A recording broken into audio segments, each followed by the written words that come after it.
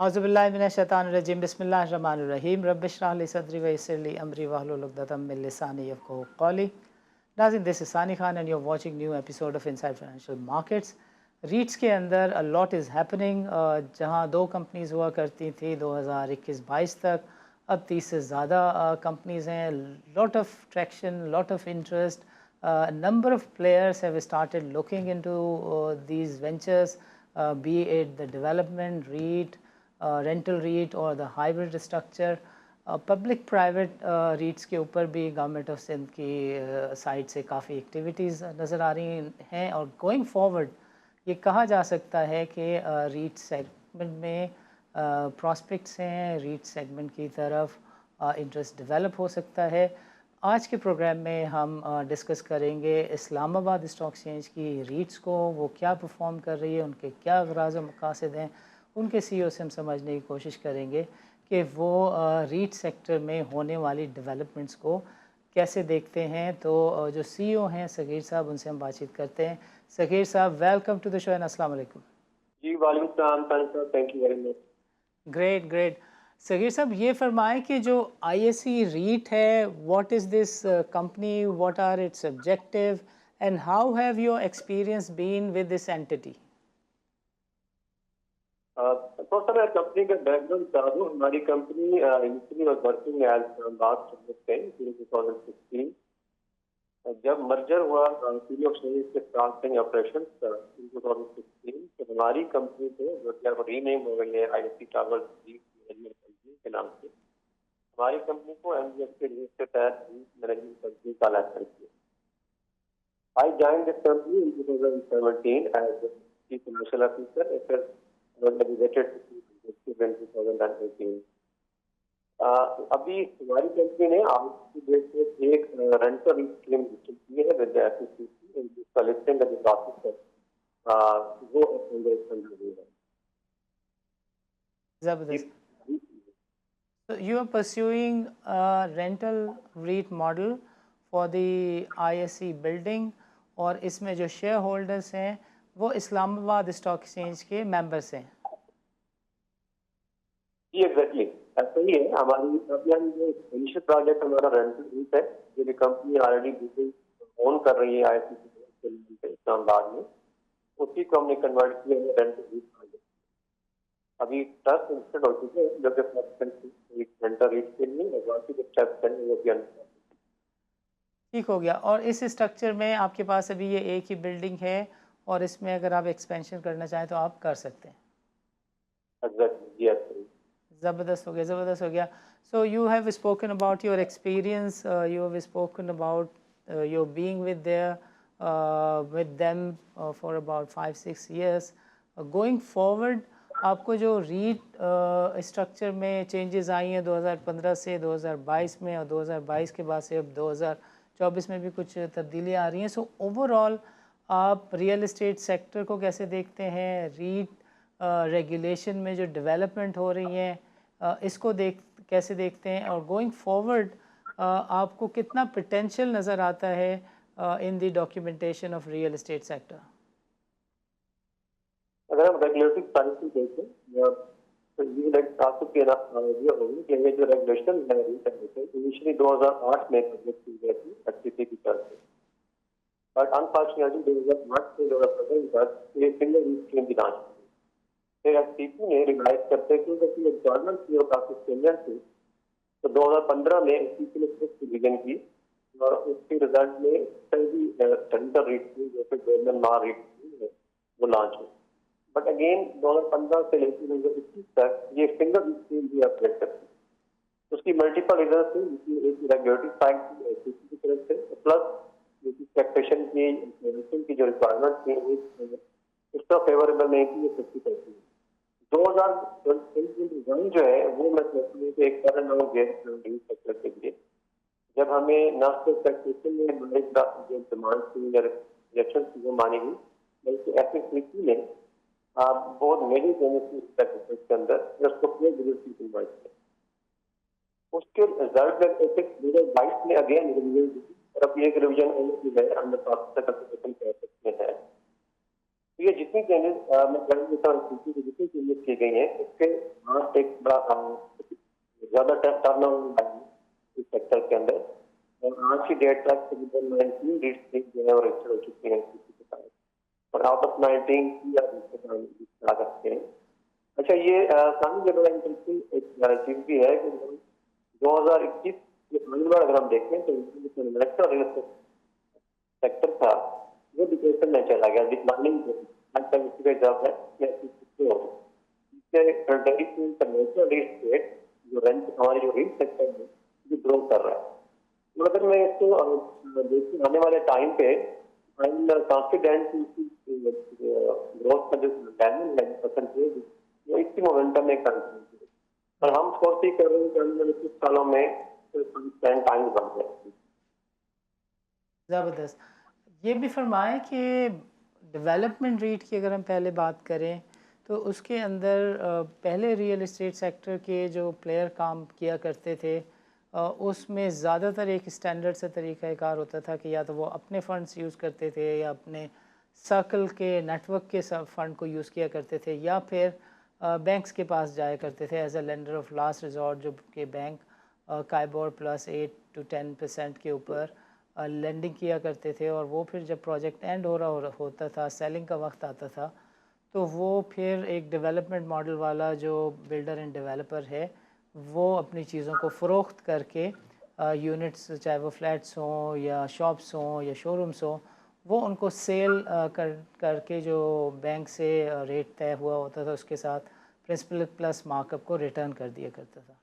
तो अब ये जो रीट में चेंजेस आई हैं, रेगुलेटरी फ्रेमवर्क आया है, रीट की रेगुलेशंस आई हैं, इन्होंने किस हद तक ईज़ किया है एक बिल्डर को, एक डेवलपर को, कि वो इसको बहुत इजी तरीके से इजी एक्सेस टू फाइनेंस हो जाए, जो प्रोसेस है of the building and construction उसमें कंट्रोल, चेक्स एंड बैलेंसेस आ जाएं, और जो एक आम सारिफ है, इन्वेस्टर है, यूनिट होल्डर है कानून की ज़बान में, उसका इंटरेस्ट प्रोटेक्ट हो जाए।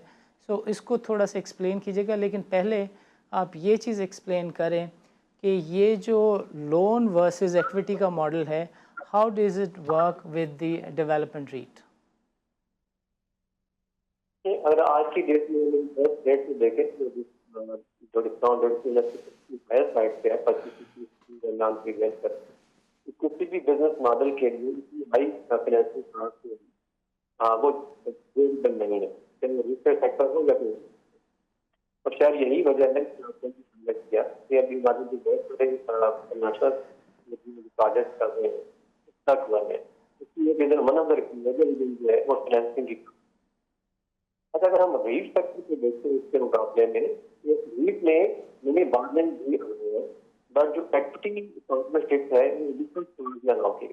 You can be a strategic investor, अगर आपको लैंड है तो आप उस लैंड की रिप्रेजेंटेटिव बिल कर सकते हैं, और कंस्ट्रक्शन की जो पार्ट है वो हम अथॉरिटी इन्वेस्टर की फॉर्म में जैसे टेक्निकल फाउंड जो है उसमें हम पेमेंट फंड है, आपकी ब्रोकिंग है, आपकी इंडिविजुअल इन्वेस्टर है, इन सब उसमें इन्वेस्ट कर सकते हैं, इनकम एंकर इन्वेस्टर भी कर सकते हैं। इवन जो बैंक है अगर उन्होंने भी फाइनेंसिंग की हुई है ऑलरेडी किसी प्रोजेक्ट से, तो वो बैंक भी एक्टिव तौर पर बन सकते हैं उस प्रोजेक्ट या इस प्रोजेक्ट के अंदर, क्योंकि रीट में जो इंश्योर किया गया है तो टाइटल की क्लियरेंस भी इंश्योर किया गया है, और डिलीवरी अपनी प्रोजेक्ट को भी 100% इंश्योर किया। जब तक आपके पास टाइटल की क्लियरेंस ना हो या आपके पास validity certificate required no signature, आप कोई भी रेफरेंस इन्वेस्ट कर सकते हैं। प्लस फिर इसकी कंप्लायंस है, एक इंडिपेंडेंट ट्रस्टी कहते हैं, it's just like an escrow unit है जिसके पास ना सिर्फ टाइटल उसकी कस्टडी में होता है, बल्कि जितनी भी आप फंड जनरेट करते हैं वो भी कस्टडी कस्टडी में होता है। दोनों जो फंक्शन को यूज है इसका पर्पज भी यही है, एक तो टाइटल की क्लियरेंस है, किसी किस्म का उसकी या उसको विदाउट चलना किया गया, तो प्लस जो फंड जनरेट हुए इस प्रोजेक्ट से इसी प्रोजेक्ट से स्पेंड किया जाए ताकि प्रोजेक्ट में अपने टाइमलाइन के मुताबिक चलेंगे। तो मैं तो ये कहता हूँ जितने प्रोजेक्ट हैं जो स्टक हुए हैं वो अपने अपने प्रोजेक्ट को रीट में कन्वर्ट कर सकते हैं और बैंक को देखिए आप जिनमें एक्टिव करेंगे प्रॉब्लम को ला। अच्छा, इसमें जो पार्टिसिपेटिंग बनने की सिचुएशन है, डेवलपर के लिए भी है कि डेवलपर का एक लोन सिंपल हो जाएगा, प्लस उसकी रनिंग बेनिफिट कास्ट आ रही है जो सेफ दैट कास्ट। और अगर मैं बैंक से देखूँ कि बैंकों के लिए भी एक सेफ्टी है, क्योंकि वो एक डॉक्यूमेंट है जो ट्रांसपेरेंट सिस्टम में जा रहा है, वो indirectly they will become a pair of the project. जो एनुअल डिविडेंड्स आगे होंगे प्रोजेक्ट से बैंक को मिल रहे होंगे और जब प्रोजेक्ट में शेयर होंगे तो जो उनका शेयर है एज वेल एज जो भी कैपिटल एप्लिकेशन वो बैंक को जा रही है। तो this it's a very simple for both party.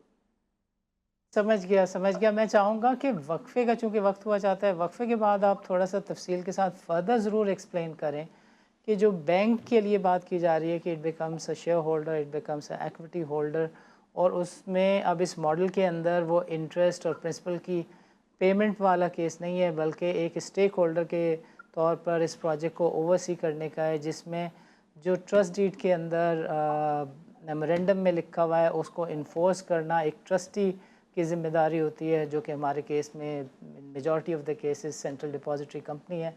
वो कैसे एक यूनिट होल्डर और सरमायाकार के इंटरेस्ट को प्रोटेक्ट करता है, मैं चाहूँगा कि वक्फे के बाद आप इस बात पे रोशनी डालें। नाज़रीन, don't go nowhere, let's meet after short break.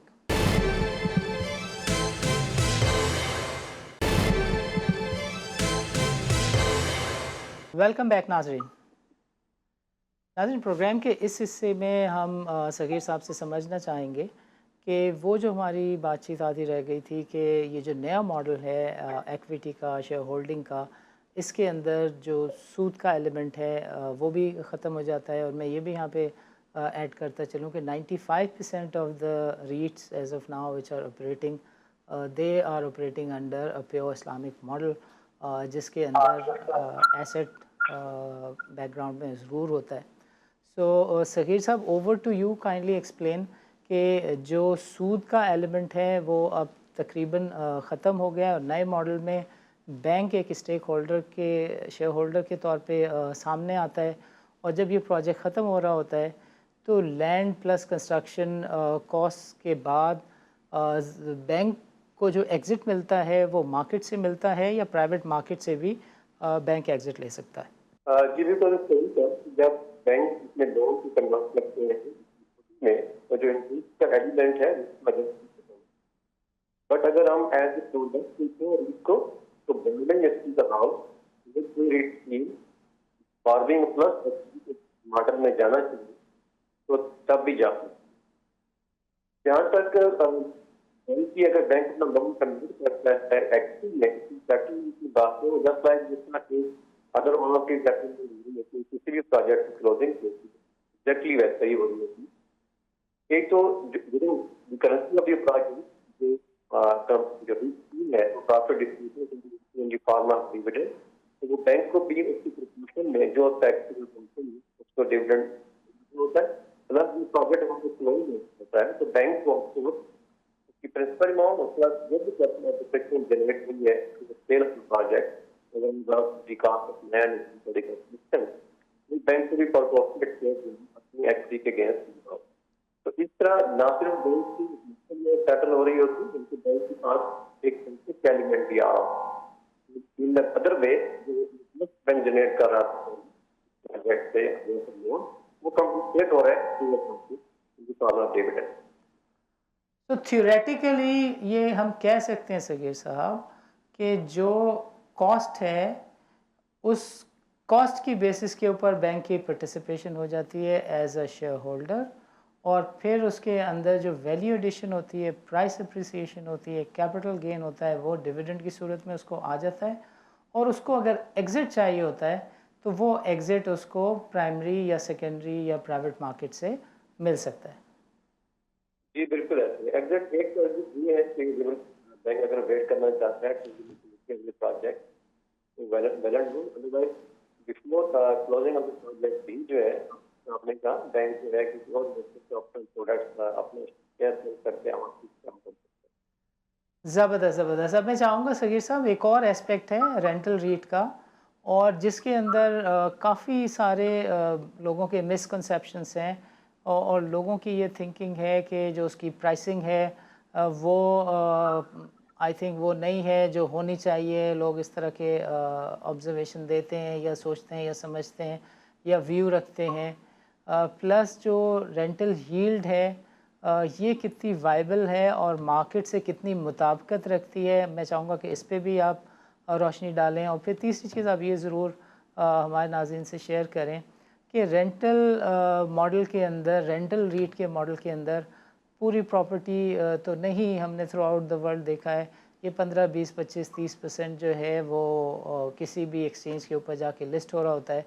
और जो इसकी रेंटल यील्ड होती है वो डेवलपमेंट यील्ड के मामले में मुकाबले में इनकम्पेरेबल होती है, कम होती है। So where is the apple to apple comparison and how does this comparison go with the rental yield which is operating in the market and operating in the REIT segment? देखिए, एक तो जब भी हम किसी प्रोडक्ट को compare करना चाहेंगे, एप्पल वर्सेस एप्पल का कंपैरिजन ही हमें अच्छा सकता है कि कौन सी प्रोडक्ट बेहतर है। अगर हम रेंटल रेट की बात करें तो रेंटल रेट एग्जैक्टली सही है, जैसे कोई भी कमर्शियल बिल्डिंग है बजाय रेट मॉडल जो रेंट हो रही है, इन दोनों का अगर हम कंपैरिजन करें तो पाकिस्तान में अगर हम देखें कि जो एवरेज रेंटल यील्ड है कमर्शियल बिल्डिंग से, कमर्शियल प्रॉपर्टी वो 5 से 6% से ज़्यादा नहीं है। जबकि अगर हम रेंटल रेट के मॉडल में देखें, क्योंकि उस प्रोडक्ट में मार्केट में जाकर रिस्क लेना है आईपीओ की फॉर्म में, तो कंपनी क्या कर रही है कि जो उसकी यील्ड है उसको इंक्रीज करने के लिए अपनी वैल्यू को डिक्रीज कर रही है। हमारे पास एक एग्जाम्पल मौजूद है डॉलर माल की केस में। जब इन्होंने 2015 में अपने फंड को लॉन्च किया, इन्होंने 10% यील्ड के वैल्यूएशन किया अपने और उससे पर्पज वाज जो यूनिट होल्डर है उसको यील्ड अच्छी दी जाए। तो अगर मैं कंपेयर करूँ तो रेंटल मार्केट से रेंटल रेट जो रीट के अंडर में आ रहे हैं आ रहे हैं, तो जो रेंटल रेट है या अपने बेटर जहाँ तक डेवलपमेंटल रीट की बात है, डेवलपमेंटल रीट का देखिए मॉडल बिल्कुल डिफरेंट है।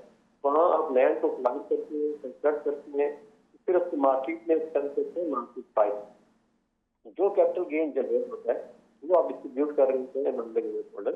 ऑफकोर्स अगर हम पाकिस्तान में देखें तो अगर हम अब कंजर्वेटिव मेथड की देखें तो 50 to 60 मोर देन 50 to 60% जो है उसमें मौजूद है कैपिटल गेन। और ये भी आजकल हुआ है क्योंकि हमारी जो कास्ट ऑफ सब्सक्रिप्शन है सिग्निफिकेंटली इंक्रीज, एक टाइम पे ये 80% भी मालूम। इसलिए हम डेवलपमेंटल रेट को रेंटल रेट को कंपेयर नहीं कर सकते। जहाँ तक आपका दूसरा पॉइंट है फ्री फ्लोट के फंडिंग, वो आपको जो भी प्रोजेक्ट हैं, जो भी कंपनीज हैं, वो जितनी फंड की कोई रिक्वायरमेंट होती है प्लस एक कुछ रेगुलेटरी लिमिटेशन भी है कि मिनिमम आपने इतना फीस देनी ही है, उसकी बेस पे पब्लिक में जाते हैं। बट एक कॉमन इन्वेस्टर जो एक आम रियल एस्टेट नहीं कर पा रहा ड्यू टू बाइंग जो लिमिटेशन है, वो 500 शेयर खरीद लीजिए, अगर ₹1 का शेयर है तो ये 5,000 rupees become a co-owner of multi-story building. आप इस बात पे रोशनी डालें नाज़रीन। Don't go nowhere, let's meet after short break.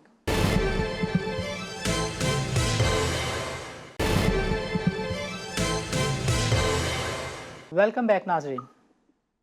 तगीर साहब, एक ज़िमनन चीज़ है, आई थिंक उसकी क्लैरिफिकेशन ज़रूरी है, एंड दैट इज़ कि जब हम ये कहते हैं कि एक छोटा सरमायाकार या एक छोटा सैलरीड क्लास इंडिविजुअल जो कि ख्वाब देखता है कि उसकी अपनी प्रॉपर्टी हो या उसका अपना घर हो, और अब चूँकि हाउसिंग की प्राइसेस काफ़ी ज़्यादा बढ़ चुकी हैं और उसके लिए पॉसिबल नहीं है कि वो अपना घर अभी बना सके या कभी भी बना सके, तो उसके पास कहा जाता है कि जो एक चॉइस रह जाती है वो डेवलपमेंटल रीट में पार्टिसिपेशन की रह जाती है, क्योंकि उसके जो कैपिटल इन हैंड या पैसा जो उसके हाथ में, उसकी जो कीमत है, वैल्यू है, क़ुव्वत ख़रीद है, वो with the passage of time Erode हो जाती है। 12% एवरेज इन्फ्लेशन की हिस्ट्री है पाकिस्तान की, तो वो 6-7 साल में उसके 100 रुपये ज़ीरो हो जाते हैं। लेकिन अगर वो डेवलपमेंटल रीट में अपने पैसे लगा देता है, तो क्या हम ये कह सकते हैं कि उसकी जो कैपिटल वैल्यू की प्रोटेक्शन है, जो सरमाए की डिवैल्यूएशन है, वो किसी हद तक रुक जाएगी या मुकम्मल रुक जाएगी, और किसी हद तक उसमें अप्रिसिएशन भी होगी। वो घर तो नहीं बना सकेगा, लेकिन ये ज़रूर हो जाएगा कि घर के बनाने में पहले उसको 25% पैसे कम पड़ते थे, 60% कम पैसे कम पड़ते थे, अब वो शायद 15 या 10% कम पड़े हों। इस तरह की जो सोच है वो मुनासिब है। और अगर एक आम छोटे सैलरीड क्लास इंडिविजुअल को रीट्स में लाने से मुतालिक आपने कोई स्ट्रेटजी सजेस्ट करनी हो, तो वो क्या आप स्ट्रेटजी आप सजेस्ट करेंगे? कि आपने सही कहा कि ये हमेशा से हमारी मर्जी से चली रहा है कि कॉमन मैन के लिए उसकी बाइंग कैपेसिटी में और जो मार्केट वैल्यू नहीं है रियल एस्टेट की, वो काफी पीछे है। इसकी वजह से वो प्रॉपर्टी को ऑन नहीं कर पाए। जब से ये नया मॉडल आया है, है इसमें आप किसी भी आप अपनी बाइंग कैपेसिटी से आपकी बाइंग कैपेसिटी से सब आप उस बजट को ऑन करें। तो इसमें आपको जो डेवलपमेंटल रेट है, इसकी यील्ड काफी अच्छी है as compare to digital rate private sector country. ये देख अपनी जो अमाउंट वसूल किया वैसे तो बैकग्राउंड इन्वेस्टर किसी भी डेवलपमेंटल प्रोजेक्ट में इन्वेस्ट होता है, लेकिन एक तो फंड करना चाहिए उसको, प्लस जो आपने किसी इन्वेस्टमेंट की जो सिक्योरिटी है या प्रोटेक्शन है डिलीवरी ऑफ द प्रोजेक्ट है, जो कंपैटिबल नहीं है तो मैच नहीं कर सकते रीट से। तो रीट में जैसे मैंने भी हाईलाइट किया, ना बैटल को भी सोच के लगता है, प्लस किसी को डे फर्स्ट है कि हमारी जो फाइनेंशियल प्लानिंग है तो लीड तक प्रोजेक्ट मतलब को रेट होनी चाहिए और फंड की प्रोपोर्शन से जनरेट होनी। तो एक कॉमन इन्वेस्टर की भी एक्टिव इन्वेस्टमेंट कि अगर उसने आज 100 की है और अगर एक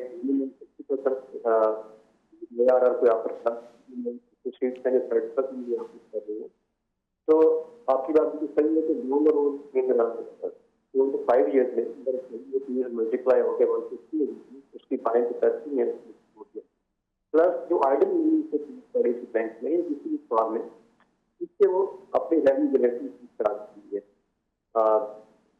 इंटरेस्ट फ्री है, में आप रखें तो 20% है, बट मार्केट में हम हैं तो देते हैं जो इंटरेस्ट की तरफ नहीं मिल जाती, तो उनके लिए ये बहुत इंटरेस्टिंग है।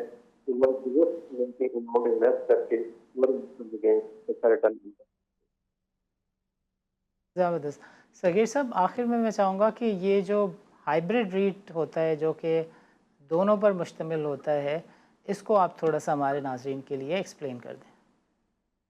हाइब्रिड रीट सिंपल, अगर आप मैं एग्जांपल देता हूँ, कोई एक एक्स बिल्डिंग है जिसके अगर 10 फ्लोर है, तो जो डेवलपर है या जो आरएमसी कंपनी है जो डिसाइड फ्लोर दे रखता है पर्पज, तो उसको हम हाइब्रिड कहते हैं। दोनों कंपोनेंट शामिल, मेडिकल का कंपोनेंट भी है और डेवलपमेंटल, तो आप दोनों में तो अगर कोई एक builder and developer hybrid REIT लेकर आ रहा है और वो रेंटल यील्ड वाली जो रीट है उसको पहले कंप्लीट कर रहा है, और जो रेंटल्स हैं वो उसको डेवलपमेंट रीट पे ट्रांसफ़र कर रहा है, और रेंटल इनकम के जो डिविडेंड हैं वो शेयर होल्डर से, यूनिट होल्डर से अगर वो नहीं शेयर कर रहा, उनको डिस्ट्रीब्यूट नहीं कर रहा, तो इसमें कोई कानून की कदगन है या नहीं है, या ऐसा करना एक बिज़नेस स्ट्रैटेजी, प्रोग्राम स्ट्रैटेजी का हिस्सा हो सकता है, होना चाहिए, नहीं होना चाहिए? Your expert opinion. देखिए, बिजनेस क्योंकि रीट्स तो बनते हैं कॉर्पोरेट टैक्स, सब्जेक्ट कंडीशन भी अपनी प्रॉफिट का एटलीस्ट 20% प्रॉफिट जो है वो डिस्ट्रीब्यूट करें अमंग द। अच्छा, आज की डेट में कॉर्पोरेट टैक्स का जो रेट 29% है, आज सुपर टैक्स का एप्लीकेशन एग्रीमेंट 10%।